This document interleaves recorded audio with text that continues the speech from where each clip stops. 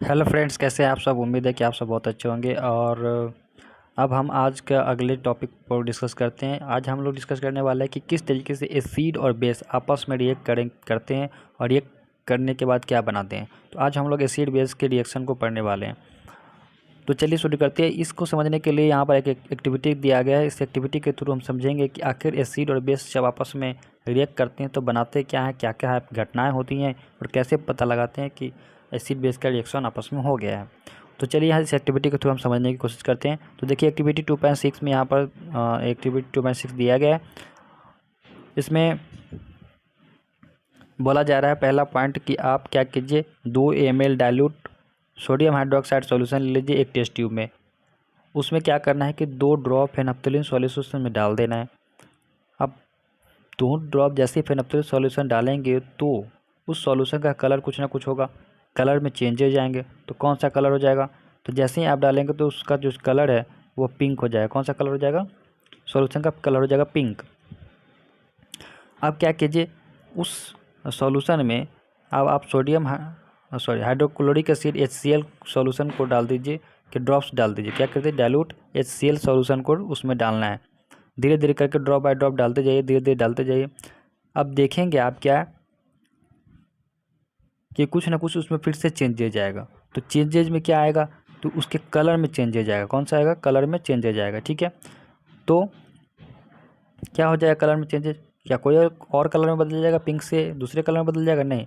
उसका जो कलर है पिंक कलर जो था वह गायब हो जाएगा। क्या हो जाएगा, जो पिंक कलर आया था वो क्या हो जाएगा, गायब। अब क्या कीजिए आप, यहाँ पर एक चीज़ दिया गया है इसके नीचे अगले पॉइंट में कि ऐसा जो कलर फेनप्थलीन चेंज जो आप एसिड के जो एडिशन किया गया एसिड का, उसके बाद जो फेनप्थलीन का कलर में जो परिवर्तन है, इसका क्या वजह हो सकता है। तो देखिए इसका वजह यह है कि जैसे ही हम HCl को बेस वाले सॉल्यूशन में डाल रहे हैं तो उसका जो बेस का नेचर है, बेसिक नेचर था, वो क्या हो जा रहा है, डिस्ट्रॉय हो जा रहा है, टूट जा रहा है, ख़त्म हो जा रहा है। तो जो बेसिक नेचर सोडियम हाइड्रोक्साइड का था NaOH का, वह ख़त्म हो जा रहा है, जिसके वजह से पिंक कलर भी गायब हो जा रहा है। अब क्या करते हैं हम अगले स्टेप में कि सोडियम हाइड्रोक्साइड के कुछ ड्रॉप्स फिर से उस मिक्सचर में डालते हैं। अब कुछ ड्रॉप फिर से आप उसमें डालेंगे तो क्या होगा, क्या हुआ, कलर फिर से वापस आएगा। यहाँ पर एक सवाल दिया हुआ वापस आया, तो जैसे ही डालेंगे तो हाँ वह कलर फिर से वापस आ जाएगा। तो ये घटना फिर क्यों हुई, तो जैसे ही आपने सोडियम हाइड्रोक्साइड के सॉल्यूशन को उसमें डाला तो क्या हो गया, फिर से उसका बेसिक जो नेचर था, वो बेसिक वाला नेचर था वो वापस आ गया। और जो एसिडिक नेचर था वो क्या हो गया, डिस्ट्रॉय हो गया, ख़त्म हो गया। इसकी वजह से जो सो फिर से वो कलर क्या हो जाएगा, पिंक कलर अपीयर हो जाएगा। इसके जस्ट नीचे देखिए यहाँ पर दिया गया है इन द एबव एक्टिविटी, ऊपर की एक्टिविटी में हमने ऑब्जर्व किया कि effect of base is nullified bye acid and vice versa, कि जो बेस का इफेक्ट है वह क्या कर दिया जाता है, नलिफाइड कर दिया जाता है एसिड के द्वारा। और से उसी तरीके से जो है सो एसिड का इफेक्ट जो है सो नलिफाइड कर दिया जाता है बेस। नलिफाइड करने का मतलब उसको ख़त्म करना। ठीक है, तो नलिफाइड कर दिया जाता है। सेम उसी का उल्टा जो है सो मतलब एसिड का भी होता है। जब बेस के डाला जाता है तो एसिड का इफेक्ट ख़त्म कर देता है। तो दोनों एक दूसरे के, अगर एसिड डालेंगे, एसिड है उसमें बेस का सॉल्यूशन जैसे ही डाला तो उसमें जैसे दोनों रिएक्शन कर गया तो इफेक्ट खत्म हो जाएगा एसिड वाले का। अगर बेस है उसमें एसिड डाला आपने तो फिर से इफेक्ट खत्म हो जाएगा और दोनों नलिफाइड हो जाएगा और बना लेगा क्या, दोनों बना लेगा सॉल्ट। क्या बना लेगा, सॉल्ट।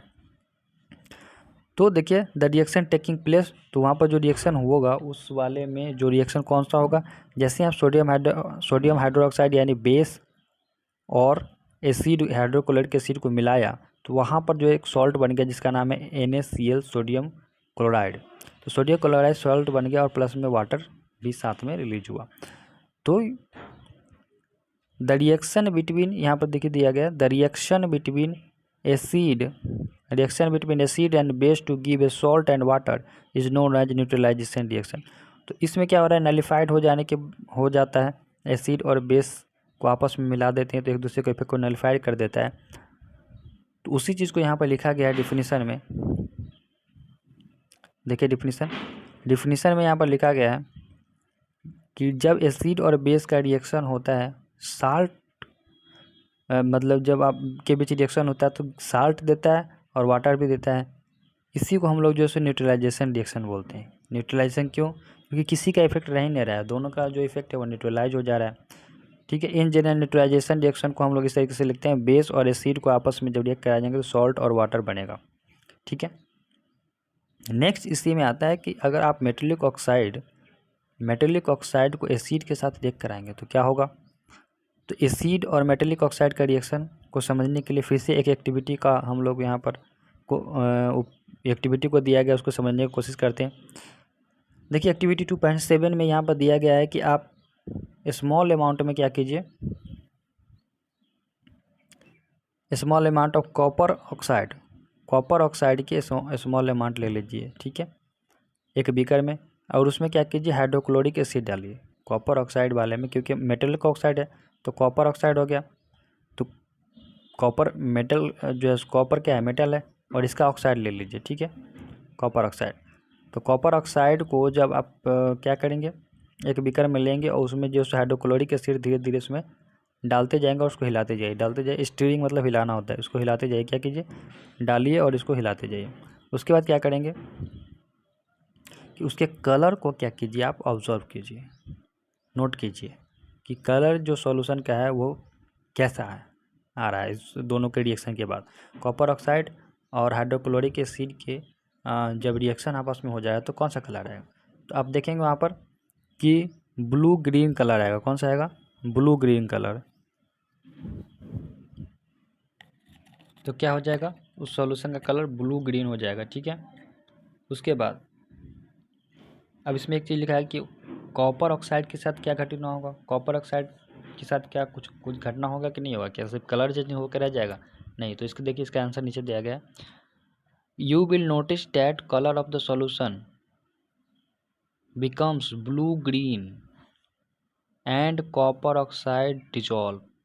तो जो सॉल्यूशन का कलर हो क्या हो जाएगा, ब्लू ग्रीन हो जाएगा, और कॉपर ऑक्साइड डिजॉल्व हो जाएगा, घुल जाएगा उसमें। तो कॉपर ऑक्साइड जो हमने लिया था उसमें हाइड्रोक्लोरिक से डाला था, तो उसमें क्या हो जाएगा, कॉपर ऑक्साइड घुल जाएगा पूरी तरीके से।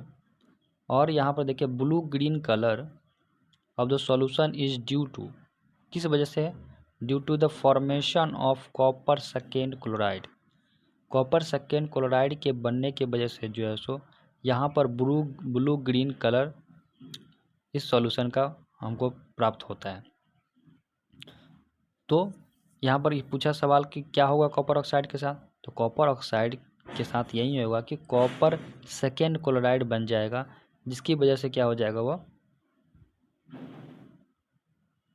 यहाँ पर ब्लू ग्रीन कलर आएगा। साथ ही यहाँ पर कॉपर ऑक्साइड वो डिजॉल्व हो जाएगा। क्या हो जाएगा, कॉपर ऑक्साइड के साथ क्या घटना होगी, वह डिजॉल्व घुल जाएगा उसमें, उस सॉल्यूशन में ही घुल जाएगा। ठीक है, और कॉपर सेकेंड क्लोराइड बन जाएगा।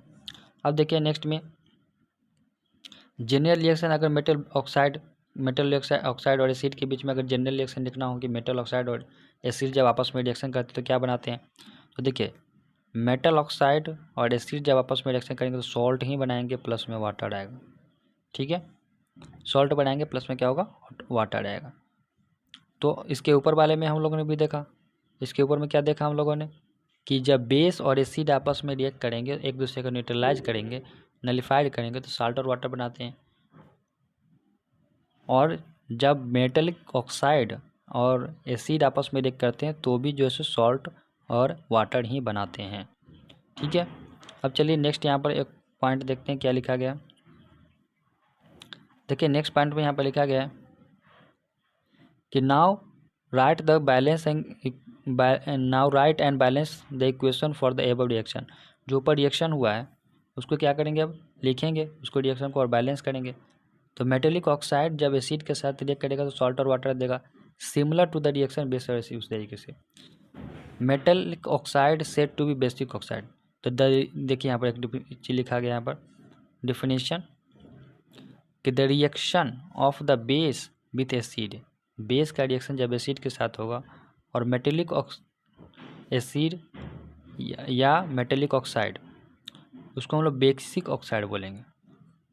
अगर बेस के साथ एसिड या मेटेलिक ऑक्साइड का रिएक्शन होता है तो उसको हम लोग बेसिक ऑक्साइड बोलेंगे। ठीक है, चलिए नेक्स्ट देखते हैं। यहाँ पर लिखा गया कि reaction of non metallic oxide with base. तो मेटेलिक ऑक्साइड का जब रिएक्शन हो रहा है बेस के साथ, तो हम लोग देख लिया कि वहाँ पर साल्ट प्लस वाटर ही बनेगा। अब यहाँ पर हम लोग देखते हैं कि अगर नॉन मेटेलिक ऑक्साइड के साथ बेस का रिएक्शन होगा तो क्या होगा। तो यूज देखिए यहाँ पर लिखा है कि use of the reaction between carbon dioxide and calcium hydroxide in activity 2.5। 2.5 जो एक्टिविटी है उसमें हम लोग ने देखा है कि कार्बन जो कैल्शियम हाइड्रोक्साइड है और कार्बन डाइऑक्साइड, ये दोनों जब आपस में रिएक्शन करते हैं तो क्या बनाते हैं। तो देखिए, अगर नहीं याद हो तो मैं आपको यहाँ पर बता देना चाहता हूँ कि जैसे कार्बन कैल्शियम हाइड्रोक्साइड और कार्बन डाइऑक्साइड जब आपस में रिएक्शन करेगा तो कैल्शियम कार्बोनेट और वाटर बनेगा। क्या बनेगा? कैल्शियम कार्बोनेट और वाटर बनाएगा। ठीक है, तो यहाँ पर देखिए कैल्शियम हाइड्रोक्साइड जो बेस है वह जब कार्बन डाइऑक्साइड के साथ रिएक्ट करेगा तो साल्ट प्लस वाटर बनाएगा। साल्ट कौन सा हो गया यहाँ पर? साल्ट हो जाता है कैल्शियम कार्बोनेट और प्लस में वाटर बना लेगा। यहाँ पर देखिए, तो नॉन मेटेलिक ऑक्साइड जब बेस के साथ रिएक्शन करता है तो यहाँ पर कैल्शियम जो हाइड्रोक्साइड हो क्या है? बेस है। और ये जो कार्बन डाइऑक्साइड हो क्या है? नॉन मेटेलिक ऑक्साइड है। ये दोनों जब आपस में रिएक्शन करते हैं तो क्या बनाते हैं? सॉल्ट प्लस वाटर ही बनाते हैं। ठीक है, since this similar to the reaction between base and acid, जिस तरीके से बेस और एसिड में रिएक्शन हुआ था, साल्ट प्लस वाटर बनाया था, उस तरीके से नॉन मेटेलिक ऑक्साइड भी जब बेस के साथ रिएक्शन करेगा तो सॉल्ट प्लस वाटर ही बनाएगा। और मेटेलिक ऑक्साइड भी जब रिएक्शन करेगा बेस के साथ तो सॉल्ट प्लस वाटर ही बनाएगा।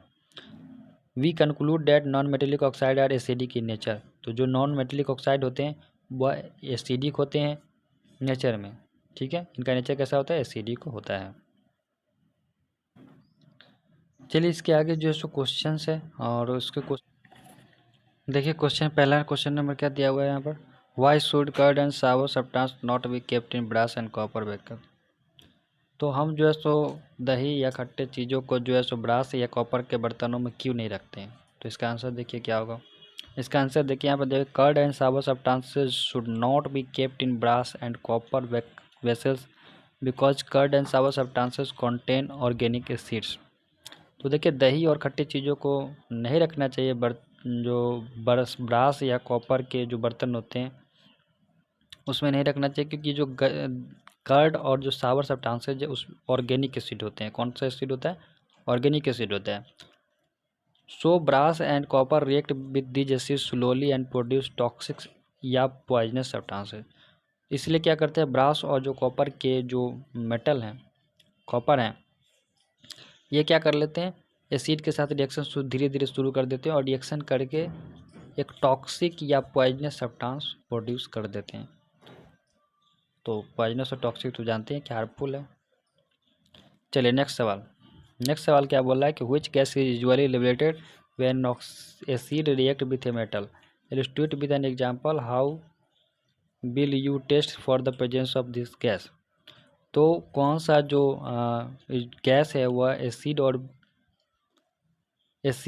और मेटल के रिएक्शन के दौरान कौन सा गैस लिबरेट होता है, निकलता है, इसको एग्जांपल भी इससे बताना है और कैसे आप उसके प्रेजेंस को, उस गैस के प्रेजेंस को चेक करेंगे कि जो गैस निकल रहा है वही गैस है। तो चलिए इसका आंसर देखते हैं। देखिए hydrogen gas is usually liberated when acid react with metal. तो सामान्यतः क्या होता है कि हाइड्रोजन गैस लिबरेट होता है जब एसिड और मेटल आपस में रिएक्ट करते हैं। एग्जाम्पल के तौर पर यहाँ पर देख सकते हैं कि मैग्नीशियम और सल्फ्यूरिक एसिड जो है वह, इस दोनों का जब रिएक्शन हुआ तो मैग्नीशियम सल्फेट बना और यहाँ पर हाइड्रोजन गैस लिबरेट हुआ है। टेस्ट कैसे करेंगे, जैसे ही आप क्या करेंगे, bring a burning match stick near the mouth of the inverted gas container. तो जो उल्टा गैस कंटेनर उल्टा करके जो रखा जाता है, हम लोगों ने पढ़ा है इसको कैसे चेक करते हैं, लेकिन देखिए यहाँ पर उसके पास जाके हम लोग क्या करेंगे, मैच स्टिक, जलता हुआ मैच स्टिक को लेके पास जाएंगे, यानी माचिस की तिल्ली। तो gas in the container Burns with the blue flame producing popping sound. This proves that the gas in the container is hydrogen. तो गैस जो कंटेनर में जल है तो वह गैस जो है वह क्या करेगा, ब्लू फ्लेम के साथ एक फटफट की आवाज़ के साथ जलना शुरू हो जाएगा। इससे पता चल जाएगा कि वह जो है वह हाइड्रोजन गैस है, क्योंकि हाइड्रोजन गैस फट फट की आवाज़ और ब्लू फ्लेम के साथ जलता है। नेक्स्ट सवाल देखिए, नेक्स्ट तीसरा सवाल कौन सा है। Metal compound A react with dilute hydrochloric acid to produce effervescence. एक मेटल कंपाउंड है जिसका नाम ए है, वह डाइल्यूट सल्फ्यूरिक एसिड के साथ ये करता है और इफरवेसेंस मतलब होता है बुलबुला टाइप का जो निकलते रहता है, तो बुलबुला टाइप का निकलेगा। तो the gas evolve extinguishes a burning candle. बुलबुला निकले यानी गैस निकल रहा है वहाँ से, तो गैस निकल रहा है, तो जो गैस निकल रहा है वह जलते हुए कैंडल को बुझा देता है। तो कौन सा गैस होगा। Right a chemical balance chemical equation for the reaction if one of the compounds formed is calcium chloride. तो कौन, हमको क्या करना है यहाँ पर बैलेंस केमिकल इक्वेशन लिखना है इस रिएक्शन के लिए। अगर जो एक कंपाउंड जो उसमें से बनेगा वह कैल्शियम क्लोराइड है, तो देखिए इसका आंसर क्या होगा। Gas evolve after the reaction of the given metal compound and dilute hydrochloric acid extinguishes a burning candle, so the metal compound should be carbonate and the final product is calcium chloride, therefore the given metal compound is calcium carbonate। तो देखिए यहाँ पर gas जो निकल रहा है reaction के दौरान मेटल कंपाउंड और डाइल्यूट हाइड्रोक्लोरिक एसिड के रिएक्शन के दौरान वह क्या करता है, बर्निंग कैंडल को बुझा देता है। ठीक है, तो यहाँ पर बुझाएगा तो जो मेटल कंपाउंड होगा, जो मेटल का कंपाउंड होगा वह कौन सा कंपाउंड होगा, कार्बोनेट होगा। कार्बोनेट होना चाहिए यहाँ पर, मेटल का कंपाउंड क्या होना चाहिए, कार्बोनेट होना चाहिए। और फाइनल प्रोडक्ट देखिए यहाँ पर कैल्शियम क्लोराइड बन रहा है, तो कैल्शियम क्लोराइड बन रहा है इसलिए जो मेटल कंपाउंड होगा क्या होगा, कैल्शियम कार्बोनेट होगा। जो कंपाउंड होगा कौन होगा, कार्बोनेट, और मेटल कौन सा होगा, कैल्शियम। तो बन क्या गया मेटल कंपाउंड कैल्शियम कार्बोनेट। अब कैल्शियम कार्बोनेट जब हाइड्रोक्लोरिक एसिड के साथ जब रिएक्शन करेगा तो क्या बनेगा, कैल्शियम क्लोराइड बना लेगा। और गैस कौन सा निकल रहा है, कार्बन डाइऑक्साइड, और कार्बन डाइऑक्साइड प्लस वाटर। तो कार्बन डाइऑक्साइड क्या करता है, आग को बुझाता है कि नहीं बुझाता है, बुझाता है। तो ये सारे सवाल के जवाब दे। अब नेक्स्ट टॉपिक हम लोग कौन सा पढ़ने वाला है इसको देखते हैं। देखिए नेक्स्ट टॉपिक हम लोग जो डिस्कस करने वाला है उसका नाम है कि what do all acids and all bases have in common. जो सारे एसिड्स और बेसेज है उसमें कॉमन क्या होता है, इसको हम लोग अगले टॉपिक में देखेंगे। चैनल को आप लोग जरूर सब्सक्राइब कीजिए और ज़्यादा से ज़्यादा शेयर भी कीजिए। चलिए, थैंक यू।